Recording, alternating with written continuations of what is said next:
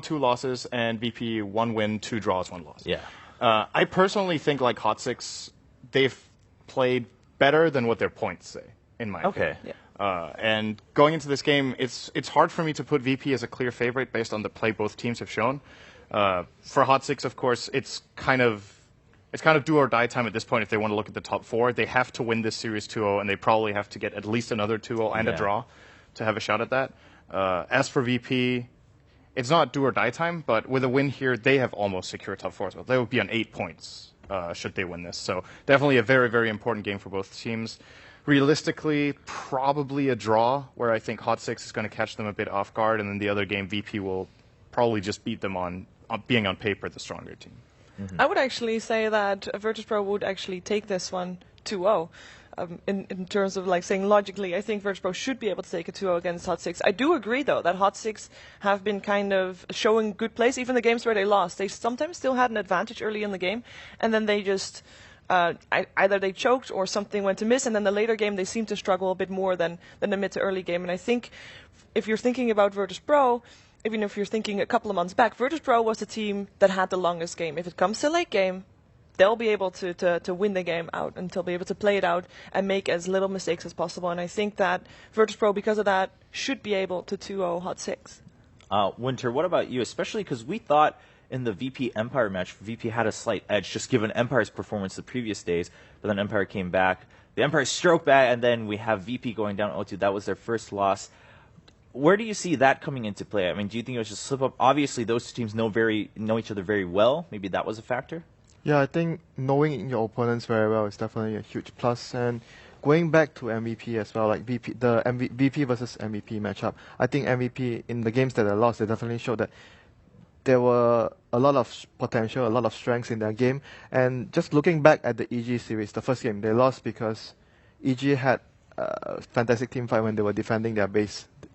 It showed to me inexperience. Hot Six were leading in the game. They had a lash. They were supposed to just push the high ground with just a lash alone on the high ground. Instead, they were having, for some reason, 3 heroes on the high ground, and the combo came, and they all died. And the second game, they sort of had a draft that didn't really. It wasn't bad play, It was just it was so difficult to win with the lineup they had. Mm-hmm. So I wouldn't say they played badly or anything, even though they lost 2 series. It's just a matter of whether they sought their heroes, I think, more or less better this time around, and decision making, Don't repeat the same mistakes, and I definitely think that they have potential to at least take 1 game off VP. Okay. I know you were pretty excited when we saw that they picked Huskar earlier this week. Do you think we'll see that again any point soon by Hot Six? Because that's something, I mean, sure, people know about it, but if it's a niche pick, right, you don't really expect it in your game until it happens. Yeah, I think, yet again, it comes back to the fact that the hero is for me, it's very similar to Techis. It's a strong hero, but it's better when the environment allows it. It's a situational pick, and it has to have a certain element. For example, Huskar, you need to be fighting a lot of spell damage, then the hero is worth a pick. Otherwise, if you pick it into like multiple sources of physical damage, then the hero doesn't feel the same, because you have to play him as a most likely a position 1 farming hero. Then you must make it worth it.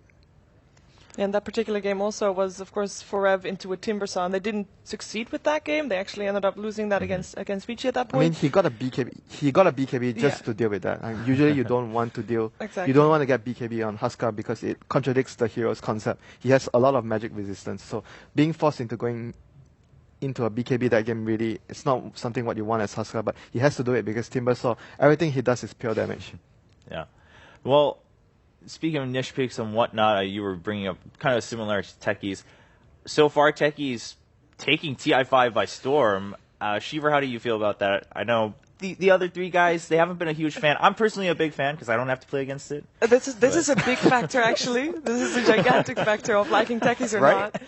not. For me, it's very hit and miss. We saw Techies played by Complexity yesterday in a game, and Complexity played it like a bit of a fighting Techies, like he was everywhere, and he was able to just be there and just play his mines, and it was funny, of course, seeing people run over the mines. And we've seen Secret sometimes doing the same as Kuroki playing an aggressive Techies, but I feel sometimes the Techies is just a bit too passive and just a bit then I just don't like it that much. But if it's a fighting techies, I'm all for it because that one is fun to watch for sure.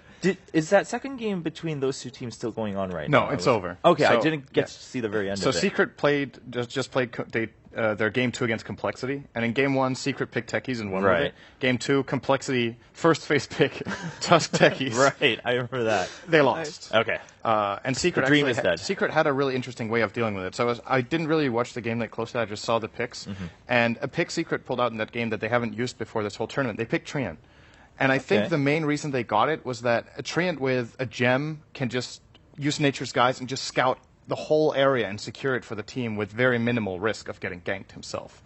So it's probably that plus the combination of having living armor actually mitigate a lot of the damage from mines and team fights and whatnot and sustaining. But that was a pretty intelligent way of dealing with it. And that's the problem you face when you pick Techie's first phase. You give the enemy team so much time to prepare and so much flexibility in how you want to counter it. That's as Winter said, it's a situational third, fourth, maybe fifth pick. A bit too early. For my taste. I mean, do you think for Complexity it was a bit of a kind of their ego got stung a little bit when Secret pulled the techies against them too? Because I mean, both teams go in probably knowing, right? It's been the buzz of TF5, like, oh wow, Complexity picked it and won, but then Secret picked it and won too. 100% win rate. We should just grab it. Yeah. Right, And just go with it. Can't lose. By the way, there was another thing from that game that I talked to Ben about, and Ben was just like, okay, sorry, yeah, the old Ben, Right, the old. So I talked to Ben about it, and so they also they gave away Brood, and Complexity's response to the Brood pick, it was a fifth. I think Ben said it was a fifth pick Brood, so they had to pick Legion Commander to try to deal with it. And Brood is also extremely good against techies. You have Spiderlings to just scout out the mines, and generally they just covered the entire map with between their Brood and their Treant. They can scout everything out. And supposedly the Brood was actually played mid in that game. Now I didn't see it, Yeah, I it didn't was see mid. it either. It was mid. but So- that is extremely rare to put the Brood mid, and it worked really well. We for do them. it in the old days specifically against like the mid hero that doesn't have spells to clear creep wave like Invoker. We do Brood mid against that.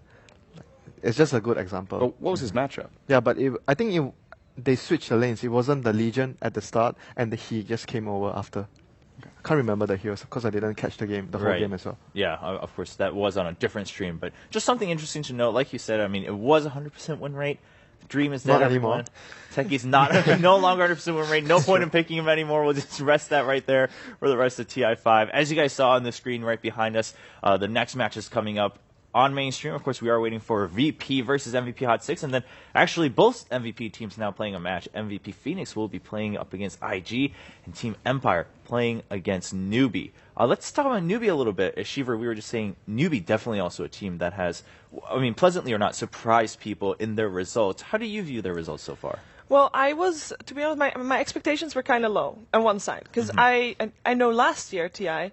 Newbie wasn't really a team people, or at least I wasn't really looking towards seeing at the top three. And during the group stages, they didn't really do too well. They actually almost got knocked out last year.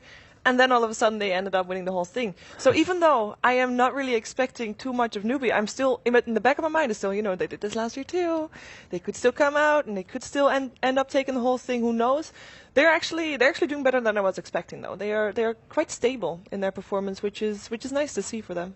This year they don't have Xiao 8 though. Right, I was just about to bring that up. I think he was, we're talking him up a lot, and I think it's with good reason, though. Like, you don't win a championship like this without being a major part of the success. Yeah. After his departure from Newbie, it was just a steady decline. It seemed like they were lacking his guidance and his understanding and leadership for the team. It seems like they've got it a bit more together for this, but the question is, how hard is it going to hit when the really important matches kick in and they don't have their old captain who led them? I personally have also been impressed by them, but realistically, getting a very high placement for them, I think, is probably out of reach. But top 8 is a possibility.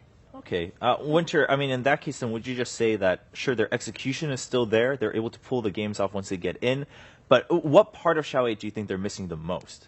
I think having a general concept of the plan, having a plan, because in the past few months when we were watching, like, especially DAC, we were talking about the team seems like a headless horse. They're just running around like no clear leader, and it seems like even in some of the games they were arguing because you could tell some guy is like just standing there and he just died because probably he's talking to his teammate, and a lot of things like this happen in the game. So it's a huge sign that the team isn't. There's no leader and everyone Right. is everywhere. You know, I love talking to Winter because anything he says, it always just sounds so nice. Generally, if I say something, well, they just generally don't have a plan. It sounds so mean. But the Winter's like, well, I think generally they don't have a plan. It's like, okay, that's all right. That's just a minor point going into TI5. Not a big deal. They'll be able to fix that as we go to the bracket stage. They're running around like a headless horse. Oh, that sounds kind of cute. Yeah, it's like, oh, okay, I can see that. It's comical. No big deal. But newbie, the important thing here, though, we're talking about results, but why the results matter is that they've had some of their harder matchups, right? We bring that up every time. Yeah. Is that they've had their harder matches done and they drew in them. So they got 1 point each in them. Now, in the statistically easier matchups, if they get 2-0s, they could move into the top 4 of Group B and maybe continue to cruise through so that they can at least secure that top 8 finish at TI. As we're winning, Shiver, something else I've been asking these guys, I want to get your thoughts on it. Do you think we'll have a player or team that's a 2-time TI champion this year? I think the chances, like in terms of players, I think the chance is pretty high actually. I mean, IG is not looking really hot right now, but I'm thinking, who knows? Because it's still IG, and there's still, the players, the names are there, the star power is there, and I'm still thinking, when it comes down to best of threes, perhaps they can pull it together and actually make it through. And of course, Secret's doing really well as well. So I think there is a chance, yeah, for sure. Maybe a top 3. Let's put it that way. We counted 6 teams yesterday, right? That Right, have- with at yeah. least one Oh. player. With at Yeah, least so one player, I mean, In that case- numerically, There's the a pretty good probability is There's high, a very good And chance in that what were the case. teams again? Navi, IG, Here we LGD, Secret. Newbie. Newbie, and Who's wait, the last one? how We're am I always counting? missing one. Yeah. That's I the actually got to interesting 6 with mentioning 5 teams, I think. one. We always miss one, and we always miss a different one each time too. Did you say IG?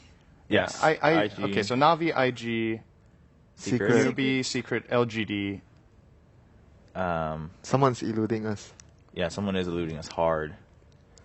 Oh, maybe there is only 5. Maybe we just miscounted the other day. there was the 6th team. This is We'll why come we up don't do with math. it. Vici on Gaming stream. have How. Yeah, Vichy that's Gaming. right. Yeah, Okay. And between those teams, you have VG and Secret, at least, that are top contenders, and LGD. In my opinion, those 3 Yeah. teams all have a really good chance of winning. So, realistically, if you wanna look at it from the opposite perspective, what's the chance that we don't get a returning champion player this year? I think EG will be the most likely team to win this year that do not currently have a champion. Apart from that, it's who would be next in line. That's an interesting way to look at it.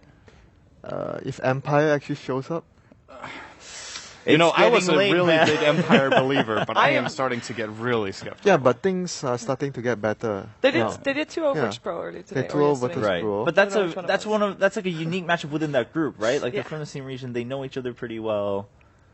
Maybe that's what they needed. Though. They 2-0'd VP, but then they got 2-0'd afterwards. I can't remember which team it Oh, was. they lost. They lost the Yeah. next Series. series. So Okay, I take that. they're Yeah, we don't want to speak too soon. they're a big maybe.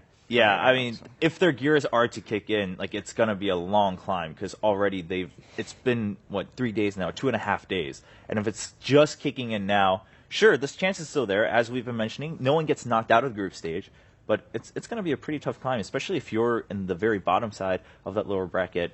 I mean, you start with a best of 1, you don't get to choose your opponent. Even just one map, that could be just the end of your TI run right there. I guess another team that that have been on the rise at least since yesterday. Cloud9? Or 2 days ago, Cloud9, right? That's true. Cloud9 are starting to look pretty hot, and they didn't just win their last 2 games. Like they completely ran over IG. The Like that first wasn't team- even remotely close. First team So- to ever not let IG get a kill ever in the history of Dota 2. Never been done before in the history of Dota 2. Confirmed. That's That is that's crazy. pretty convincing. Yes. That is Now IG have been on the other side of that coin. They 22-0'd